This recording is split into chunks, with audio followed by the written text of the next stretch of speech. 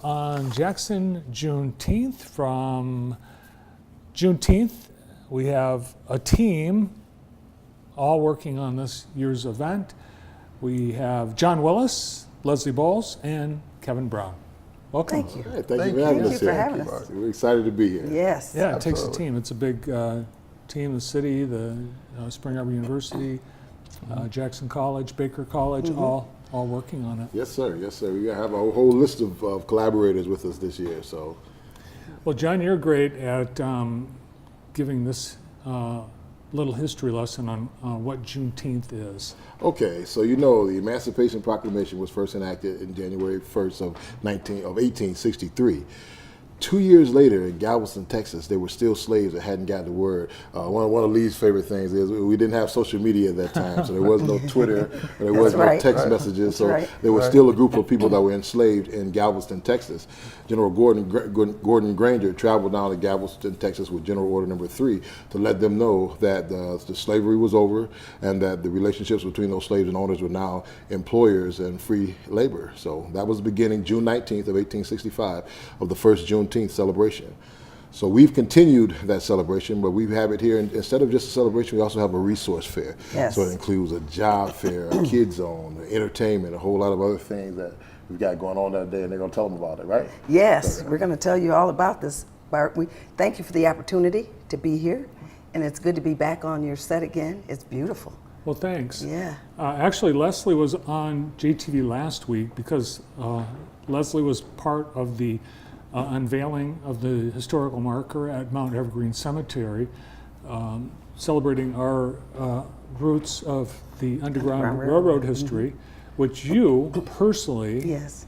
your family, descendants of slaves. Yes. Yes. My great-great-grandfather, Nichols, and my great-great-grandmother, Carrie Nichols. Did you know your family history? Not like I should have.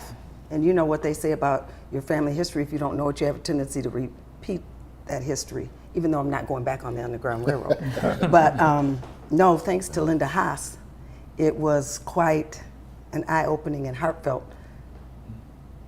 feeling. I mean, she was just awesome in getting all of our information to us and letting us know. Unfortunately, my father, who's been dead for 10 years, did not know his history as well, because his mother passed away when he was 3, and his mother's mother raised him, and unfortunately she didn't have she had quite a dislike for his father, so she didn't share that information, and so unfortunately Poppy was not able to even know that himself. So that was a blessing. Well, it's amazing, and I think through Linda Haas, She's awesome. we've learned a lot about Jackson's Underground Railroad Yes. history. Yes. So the resource fair that goes along with Juneteenth, what kinds of things are going to be? Oh, we've got some awesome entertainment. Tim Bowman, and he is originally from Southfield, Michigan. Southfield, Michigan. Thank you, John. Phase 5, which is from Detroit, which is our main act. Airtight, Jackson, and then another Jacksonite who is our DJ is Matt Wade. So we have a lot of great entertainment. So we want everybody to come out and enjoy it, dance, do a lot of dancing, and then we have help me, John. Kids zone. The kids zone. Right. Zone, job fair. Right. That's some exciting things, right? In our African kids, dance is what I was thinking. Sure, absolutely. Thank you, Kevin. In our kids zone, we will have bouncy houses. There will be a petting zoo. Kids will have a chance to do some horseback riding. There will be a robotics demonstration as well. Spring Arbor University's engineering program is partnering with John and the Martin Luther King Center to help put together this robotics demonstration. There'll be a job fair sponsored by Michigan Works, and so as part of the resources that we want to provide for the community, there'll be opportunities to certainly celebrate Juneteenth, but also there's a job fair. There will be other vendors, food vendors, other organizations that will be there to help provide resources for the community. All right, let's talk about those food vendors. John, because every year you threaten you're going to have a food booth. This year, I promised Kelly Crumb that we are definitely having John John's chicken there this year. So a lot of people have asked about it. We do it all. Kind of started just doing that at my children's open houses. We had where everybody would come in and they would get it. So then we catered a few things. So this year, we will definitely have John John's chicken there. There'll be some other vendors And too. let's not and leave we out are Finley's. looking. Yes, Well, we got a whole Finley's. list of sponsors we're Yes. going to run through. But we're also looking for other food vendors, Yes, food trucks. absolutely. If you are a food vendor and you want to come around 2,000-3,000 people, you need to sign up for June 15th. 796-8470. Thank you, John. Give them a call. I was gonna blank there. I did too. Yeah. So what we've kind of done, Bart, it kind of just encompasses the 5 pillars of Juneteenth. Is what are the things that they're talking about. So we have employment, education, financial literacy, history, and healthy lifestyles. So we tried to take all of those things and include a little portion of those throughout the day, along with the entertainment and the wonderful foods and the different things we have. We had some awesome food last year. We had desserts. We had cake. Chelsea Cakes. There was an awesome dessert supplier there. We're looking for a lot more vendors this year, but it's been awesome. Each year it gets larger and larger. It gets better and better. And the committee, these two awesome gentlemen, and then Anthony Parker and Lee Hampton and Kelly Crumb. Oh, awesome team. It's just, it's just a blessing to work with all of these wonderful people and all 18 their everything they bring to the table.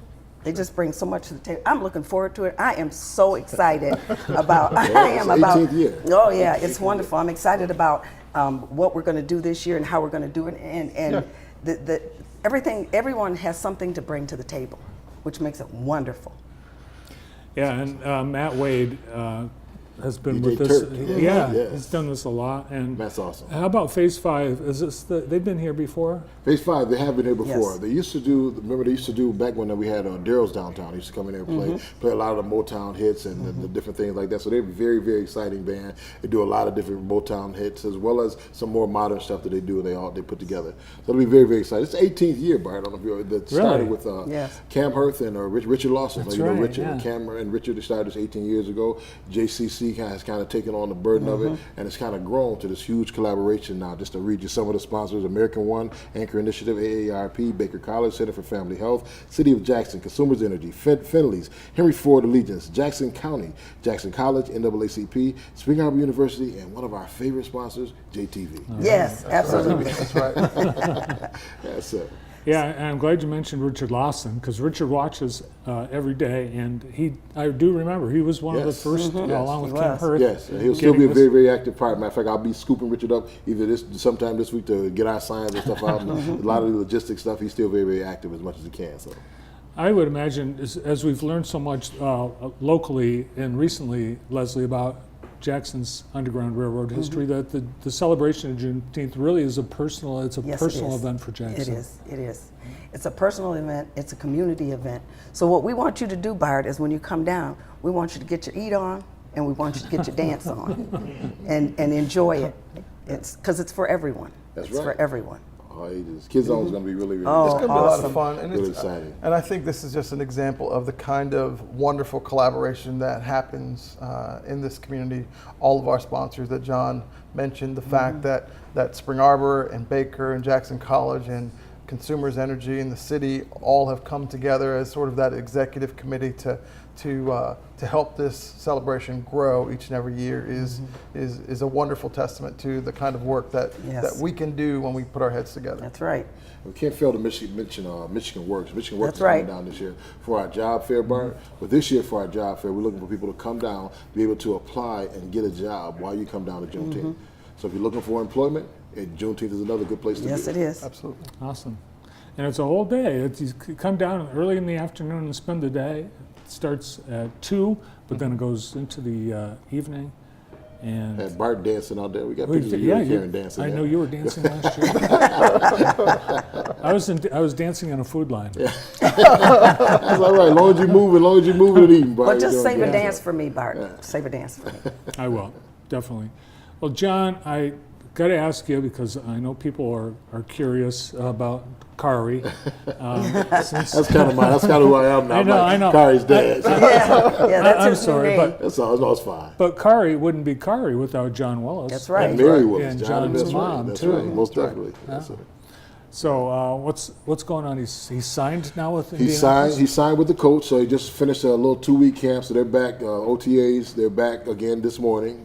They started like 7 o'clock in the morning. He tries to get there 5:30, 6 o'clock every morning. Likes to be the first one there. He's putting in work.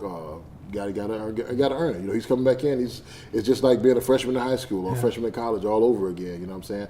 And he's working hard. He understands that regardless of how people view him from the outside, he understands he still has to make the team. He still has to be able to perform and do his job. Otherwise, there's somebody else waiting to take that job.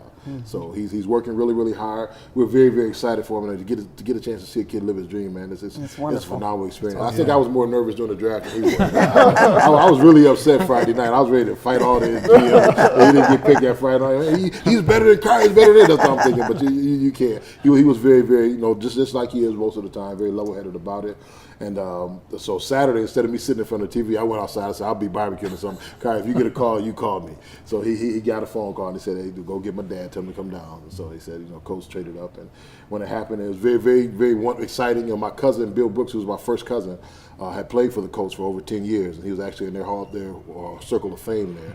And so when they had like the rookie symposium that they had for rookies, Kyrie's cousin is actually the guy that was teaching that symposium. So I thought that was pretty unique, So that won't make it any easier for him, but it's good to know that family-wise, he's got an uncle just down the street you can talk to, tell you what you need to do, tell you how to handle certain situations, and it's different. It's new for him, It's new. We went into a restaurant, we knew like people coming out of the kitchen and take pictures. That's like real new to him. So Kyrie, he's not a limelight guy at all. So he's like sitting in restaurants with his hood over his head and stuff. So that's new, but it's exciting, man. Our whole family is excited. Jackson itself, a lot of people that weren't Michigan State fans, Mr. Al Glick, who everyone knows is a huge Michigan fan, called him, stopped by the King Center just to wish him the best. So even when he was at Michigan State, always just stopped by to check on him, see how he was doing. Jackson has encompassed Kyrie, and that's very important. Kyrie has encompassed Jackson. In fact, one interview they said, "We know you're from Detroit." He's like, "No, I'm not from Detroit. No, I'm from Jackson."